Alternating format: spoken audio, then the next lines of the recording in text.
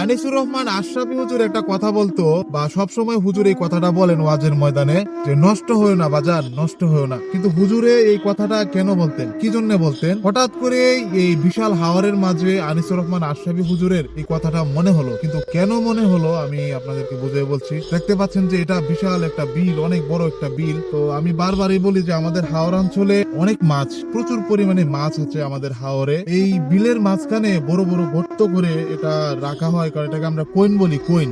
আর এই কইনের ভিতরে গাছের ডালপালা, কাঠা এগুলো দিয়ে রাখা হয়, কারণ যাতে করে মাছ এখানে বাসা বাঁধে বা মাছ থাকে প্রচুর পরিমাণে। তো এই কইন গুলোর তো কেউ না কেউ মানে মালিক আছে, মালিকানাধীন। তো এগুলোর মধ্যে মনে করেন যে আশেপাশে মানুষের সাথে পারিবারিক দ্বন্দ্ব, পারিবারিক সমস্যা, বিভিন্ন কলহ লেগে থাকতেই পারে। তার মানে কি আপনি এই বিশাল টাকার মাছ, মাছের কইনের মধ্যে কি আপনি বিষ দিয়ে দিবেন? এই যে দেখতে পাচ্ছেন এগুলো বড় বড় বিল, এক একটা বিলের মধ্যে অনেক ধরনের কইন আছে। তো এই কইন গুলো, এক একটা কইনে প্রায় লাখ টাকা, 1.5 লাখ টাকার মতো মাছ হয়। তো এগুলোর মধ্যে যদি আপনি বিষ দেন, সবকটা মাছ মারা যায়। তাহলে পারিবারিক দ্বন্দ্ব, মানুষের সাথে বিভিন্ন ধরনের কলহ নিয়ে যদি আপনি এগুলোর মধ্যে বিষ দিয়ে দেন, মাছগুলো মেরে ফেলেন, এটা আপনি কিভাবে নিয়ে, মানে এটা আপনি কি মনে করেন? এটা কি আসলে মানুষের কাজ? এটা কি মানুষের কাজ হতে পারে? এটা কি ভালো মানুষের কাজ? এই জন্যই হুজুরের এই কথাটা মনে হলো, নষ্ট হয়েও না বাজান, নষ্ট হয়েও না।